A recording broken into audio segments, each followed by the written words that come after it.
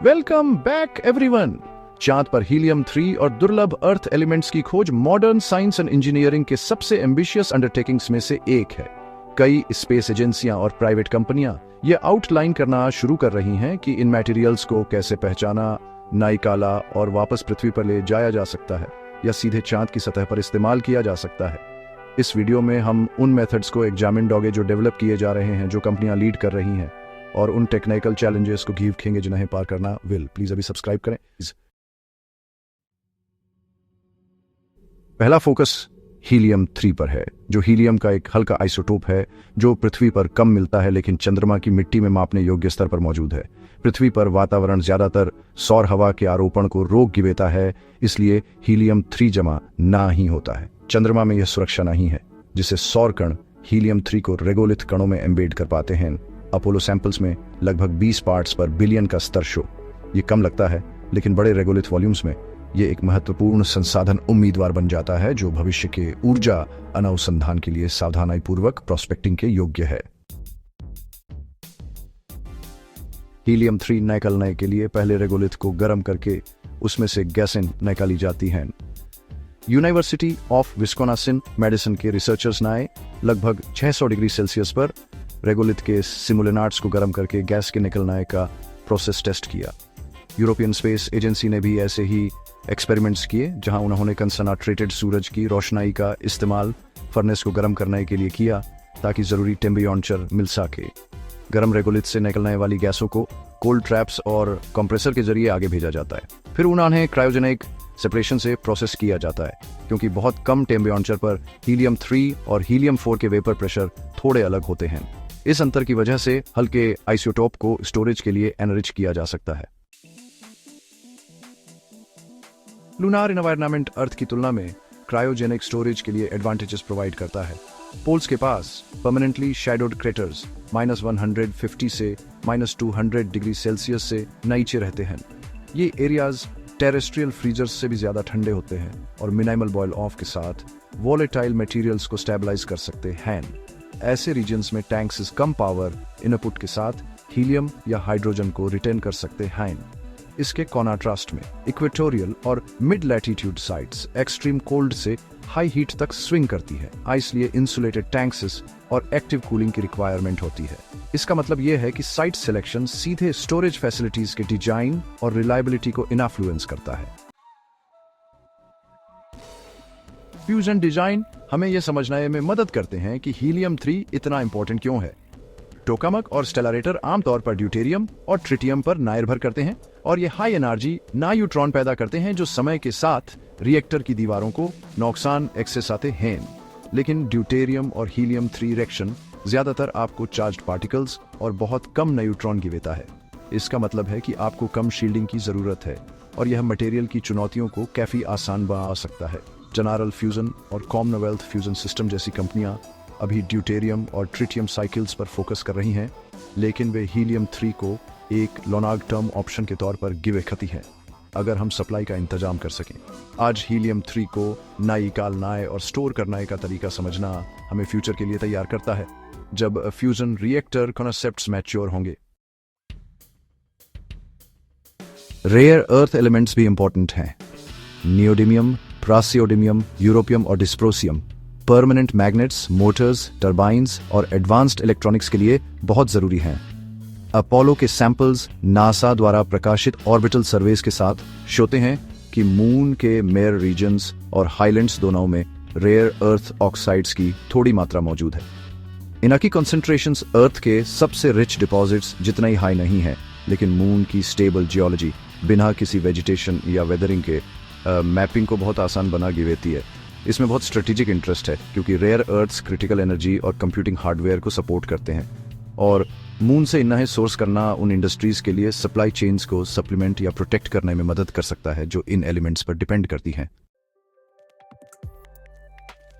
Lunar regolith से rare earth's को process करना खुदाई और क्रशिंग से शुरू होता है। नासा कॉन्सेप्ट्स पर आधारित रोबोटिक डिगर्स मिट्टी को प्रोसेसिंग होपर तक एक्सेस आएंगे। फिर क्रशर एक यूनिफॉर्म पार्टिकल साइज बना आने के लिए काम करते हैं। उसके बाद मैग्नेटिक सेपरेशन का उपयोग इल्माइनाइट रिच फ्रैक्शंस को कंसंट्रेट करने के लिए किया जाता है, जहां रेयर अर्थ्स मौजूद हो सकते हैं। केमिकल लीचिंग इसके बाद आती है, जिसमें एसिड या आयोनाइक लिक्विड्स का उपयोग किया जाता है। शुरुआती ऑबियॉन्शंस को पृथ्वी से रिएजेंट्स लाने की नेसेसरीता हो सकती है, लेकिन फ्यूचर प्लांट्स चंद्रमा पर ही सिंपल केमिकल्स बना सकते हैं। हर स्टेप को अगले के लिए एक स्थिर फीड प्रदान करने के लिए सेट किया गया है, ताकि आपको कंटिन्यूअस ऑम्बियॉन्शन मिल सके। और उम्मीद है कि एक बार जब सब कुछ चंद्र सतह पर ऑटोमेटेड प्रोसेसिंग लाइनस में इंटीग्रेटेड हो जाए तो कम से कम डाउन टाइम हो। एयू प्राइवेट कंपनियां इन जरूरी स्टेप्स को टेस्ट करने की तैयारी कर रही हैं। जापान में आईस्पेस अपनी शुरुआती मिशनों के लिए एक्सकेवेटर्स और कन्वेयंस सिस्टम्स डेवलप करने में बिजी है। इस बीच यूनाइटेड स्टेट्स में एस्ट्रोबॉटिक नासा कॉन्ट्रैक्ट्स पर काम कर रहा है, स्पेक्ट्रोमीटर्स, ड्रिल्स और सैंपल हैंडलर्स के लिए पेलोड लाइंस पर फोकस कर रहा है। ये इंस्ट्रूमेंट्स एलिमेंटल सिग्नेचर्स को मैप कर सकते हैं और ऑर्बिटल डेटा को वैलिडेट करने के लिए ग्राउंड ट्रूथ दे सकते हैं। इनफर्मो द्वारा अनाउंस किए गए मिशन शेड्यूल में 2026 तक की फ्लाइट्स शामिल हैं, जिनका का मकसद आइस बेरिंग सॉइल्स और मिनरल रिच बसाल्ट्स का स्टडी करना है। इन मिशनों से मिला डेटा रेयर अर्थ टारगेटिंग में भी मदद करता है, क्योंकि वही इंस्ट्रूमेंट्स कई यूजफुल केमिकल सिग्नेचर्स को डिटेक्ट करते हैं। European space agency molten regolith electrolysis के जरिए इन सीटू रिसोर्स यूटिलाइजेशन को आगे बढ़ा रही है।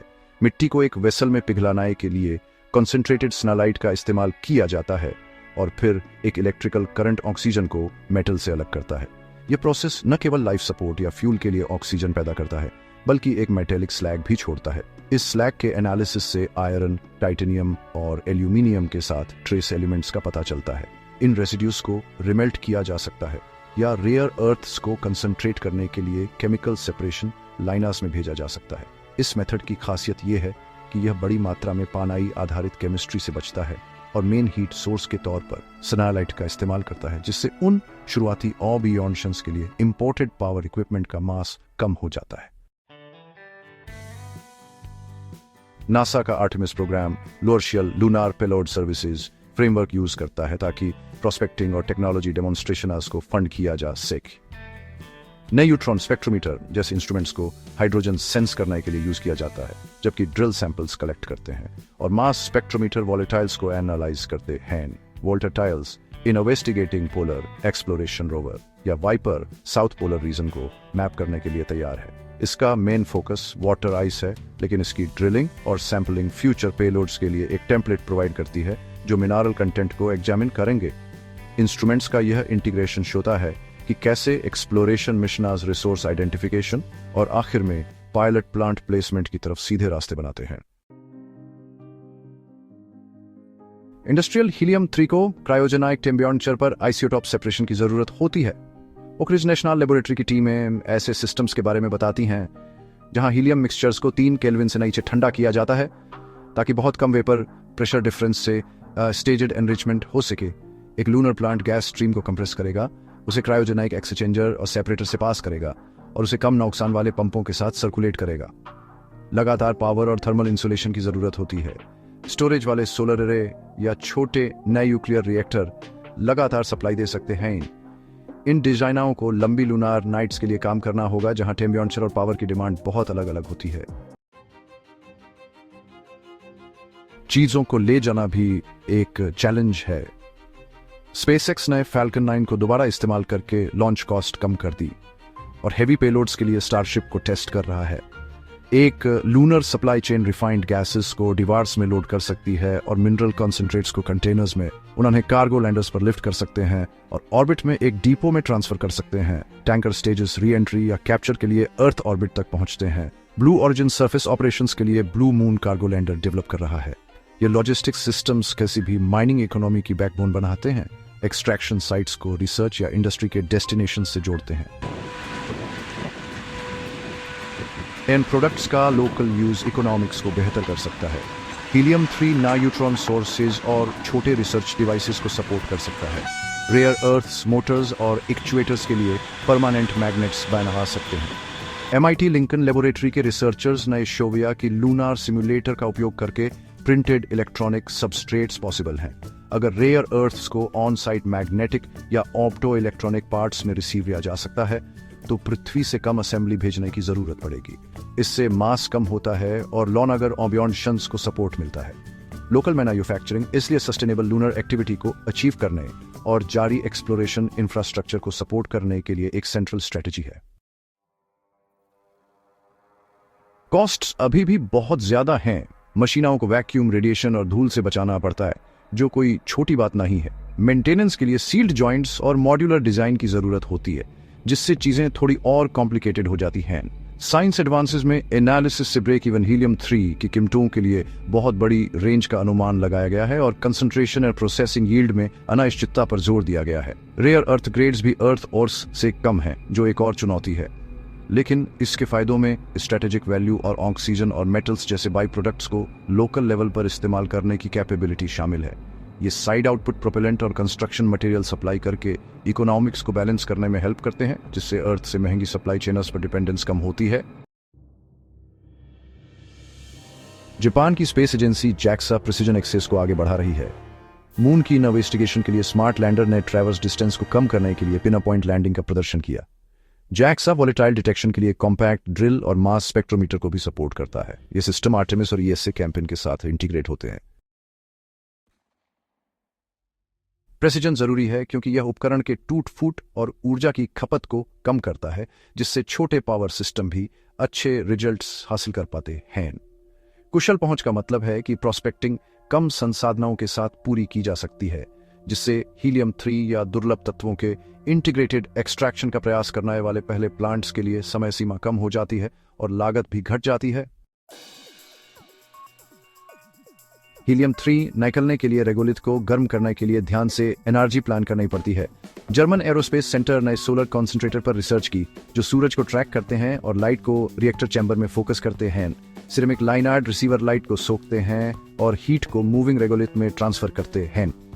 सिमुलेंट के साथ ट्रायल्स में यह कन्फर्म हुआ है कि टारगेट टेम्परेचर को प्रैक्टिकल मिरर साइज के साथ अचीव किया जा सकता है। डिजाइन ऐसे होने चाहिए जो धूल और थर्मल साइक्लिंग को झेल सकें, जो कि एक बहुत बड़ा चैलेंज है। मैकेनिकल फीचर्स में गिम्बल्स, शील्ड्स और रेडिएटर्स शामिल हैं। कॉन्सेंट्रेटर फर्नेस इलेक्ट्रिकल हीटर के मुकाबले मास कम कर सकते हैं, जिससे वे अर्ली पायलट प्लांट्स के लिए अट्रैक्टिव ऑप्शन बन जाते हैं जो एनर्जी एफिशिएंट परफॉर्मेंस चाहते हैं। दुर्लभ पृथ्वी रसायन विज्ञान, रेयर अर्थ केमिस्ट्री में अनोखी चुनौतियां हैं। ये एलिमेंट्स कम कंसंट्रेशन में फैले हुए होते हैं, इसलिए सिस्टम्स को बड़ी मात्रा में प्रोसेस करना पड़ता है। कोलोराडो स्कूल ऑफ माइनर्स नए आयनाइक लिक्विड्स को एक्सट्रैक्टेंट्स के रूप में एक्सप्लोर किया है, जो कम पानी के साथ काम करते हैं और आयनाओं को सिलेक्ट करने के लिए ट्यून किए जा सकते हैं। सिमुलकेट्स के साथ एक्सपेरिमेंट्स से उम्मीद दिखती है, हालांकि स्केलिंग अप के लिए जंग प्रतिरोधी वेसल्स और रीसप्लाई को कम करने के लिए क्लोज्ड लूप रिकवरी की जरूरत होगी। ऑटोमेशन बहुत जरूरी है क्योंकि क्रू का समय लिमिटेड होता है। मजबूत सेंसर्स और फॉल्ट टॉलरेंट कंट्रोल्स की जरूरत होगी। ये सिस्टम्स स्पेस एनवायरनमेंट्स में डिप्लॉयमेंट से पहले लैबोरेटरी वर्क के अगले स्टेज को शोते हैं। धूल कंट्रोल करना बहुत जरूरी है ताकि सब कुछ ठीक से चलता रहे।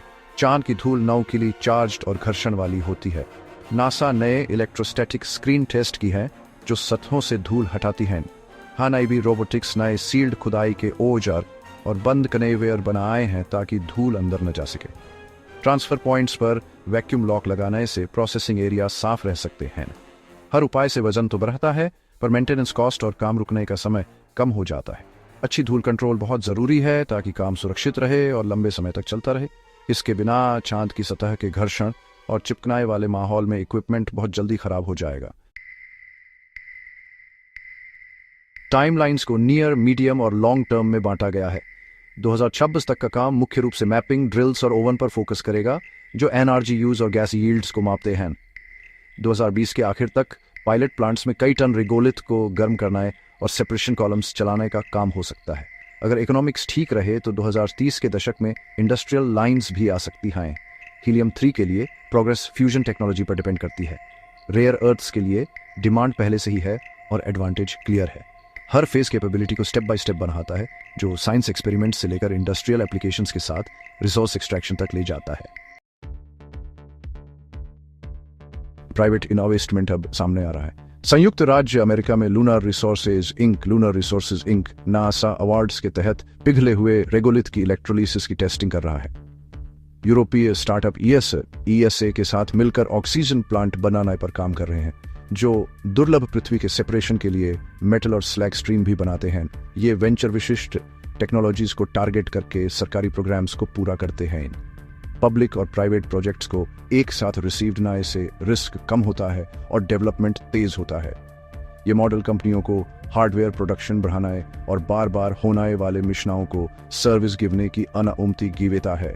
ऐसा कोलैबोरेशन अगले दशक में रिसोर्स डेवलपमेंट की गति को तय करेगा। रिमोट सेंसिंग ऑम्बियंस को डायरेक्ट करता है। लूनार रिकॉनाइसेंस ऑर्बिटर ने स्पेक्ट्रल बैंड्स का इस्तेमाल करके टाइटेनियम और आयरन डिस्ट्रीब्यूशनर्स का मैप बनाया।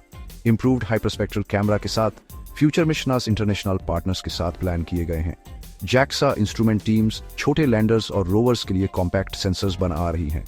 बेहतर special resolution on orbital data को ग्राउंड ट्रुथ से जोड़ता है और अनसर्टेनिटी कम करता है।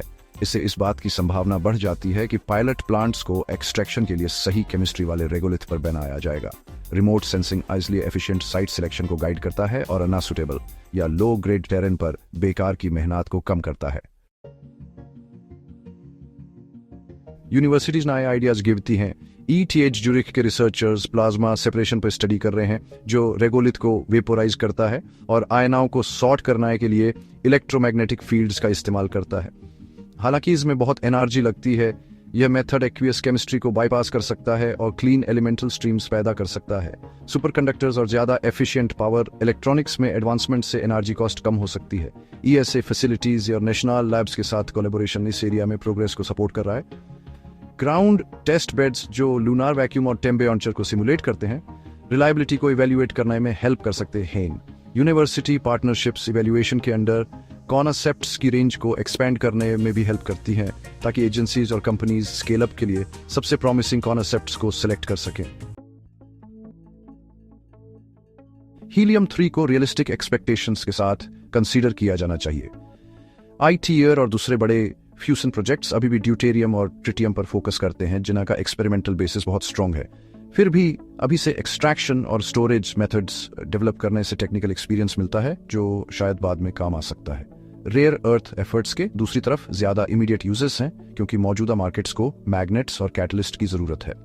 एक बैलेंस्ड प्रोग्राम जो ऑक्सीजन, मेटल्स और कंपोनेंट्स के लिए रेयर अर्थ्स की छोटी क्वांटिटीज प्रोड्यूस करता है, वो सस्टेनेबल ऑन बियॉन्ड शनाज दिखा सकता है। ऐसा एक अप्रोच हीलियम 3 फ्यूजन के फिजिबल होने से पहले भी वैल्यूश होता है। हीलियम 3 के स्टोरेज के लिए स्पेशलाइज्ड टैंक्सों की जरूरत होती है। ओक रिज नेशनल लेबोरेटरी ने लंबी अवधि तक कंटेनमेंट के लिए मल्टीलेयर इंसुलेशन और कम लीकेज वाले वाल्व के साथ क्रायोजेनाइक वेसल डिजाइन की है। मून पर ऐसे टैंक प्रोसेसिंग प्लांट्स के पास शील्डेड बम्स में रखे जाएंगे और लैंडर पर ड्यूअर्स लोड करने वाली ट्रांसफर लाइनर्स से कनेक्ट होंगे। इंस्ट्रूमेंटेशन, प्रेशर, फ्लो और इन्वेंट्री को ट्रैक करेगा। एक्सट्रैक्शन के एफर्ट को गिफ्टते हुए कोई भी लॉस महंगा होता है।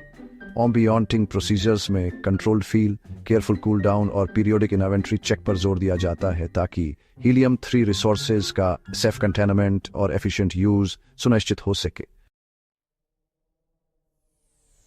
स्ट्रेटेजिक कंसिडरेशंस कई प्रोग्राम्स को मोटिवेट करते हैं। यूरोपियन लॉइशन नए एनर्जी और कंप्यूटिंग के लिए रेयर अर्थ सप्लाईज को सिक्योर करने की इंपॉर्टेंस पर जोर दिया है। नासा और पार्टनर एजेंसीज नए रिस्पॉन्सिबल रिसोर्स एक्टिविटी के लिए नॉर्म्स सेट करने के लिए आर्टेमिस अकॉर्ड्स को स्ट्रक्चर किया है। डेटा शेयरिंग और ट्रैफिक मैनेजमेंट के स्टैंडर्ड्स रिस्क को कम करते हैं। इंडस्ट्री ग्रुप्स कार्गो ट्रांसफर के लिए कॉमन इंटरफेस सेट कर सकते हैं। ये फ्रेमवर्क्स कंपटीशन और इनोवेशन को एनेबल करते हुए सेफ्टी सुनिश्चित करने में हेल्प करते हैं। नेशनल और इंटरनेशनल लेवल्स पर स्ट्रेटेजिक प्लानिंग इसलिए रिसोर्स एक्सट्रैक्शन के डेवलप होने के तरीके को शेप करने में क्रिटिकल रोल प्ले करती है। इंटीग्रेटेड प्लांट्स हर आउटपुट का उपयोग करके रिटर्न बढ़ा सकते हैं। हीलियम 3 के लिए रेगोलिथ को गर्म करने से वाष्पशील पदार्थ भी निकलते हैं, खनिजों से ऑक्सीजन बनाती है और धातु युक्त स्लैग छोड़ता है। प्रोपेलेंट के लिए पानी को हाइड्रोजन और ऑक्सीजन में तोड़ा जा सकता है। धातुओं को बीम और प्लेटों में ढाला जा सकता है। दुर्लभ पृथ्वी को मैग्नेट और सेंसर के लिए अलग किया जा सकता है। Max Planck Institute for extraterrestrial physics के रिसर्चर्स ऐसे लेआउट्स बताते हैं जहां गर्म ठोस गैसें और स्लैग यूनिट्स के बीच मूव करते हैं, ताकि एक प्रोसेस का वेस्ट दूसरे के लिए फीड स्टॉक बन जाए। इंटीग्रेशन से एफिशिएंसी बढ़ती है और कॉस्ट कम होती है। जैसे जैसे नए मिशन उड़ान भरेंगे, अधिक डेटा रिसोर्स स्ट्रेटजीज को गाइड करेगा। नासा, ईएसए, जैक्सा और प्राइवेट सप्लायर्स इंस्ट्रूमेंट्स और रोबोटिक सिस्टम्स को डिप्लॉयड होंगे जो ऑर्बिटल सर्वे को सैंपल्स और पायलट प्लांट्स से ज्वाइन। कैपेबिलिटीज लेबोरेटरी बेंच से लूनार टेस्ट बेड्स और आखिरकार प्रोडक्शन लाइनर्स तक प्रोग्रेस होगी। हीलियम 3 और दुर्लभ पृथ्वी की तलाश अंततः एक्स्ट्रा टेरेस्ट्रियल रिसोर्सेज का उपयोग करने के लिए आवश्यक स्किल्स और इक्विपमेंट बनाने के बारे में है। यह काम पृथ्वी से परे ह्यूमन उपस्थिति का समर्थन करता है, जबकि एनर्जी और इलेक्ट्रॉनिक्स के लिए क्रिटिकल मटेरियल्स तक पहुंच में सुधार करता है। गिफ्ट करने के लिए आपका बहुत बहुत धन्यवाद। कृपया लाइक और सब्सक्राइब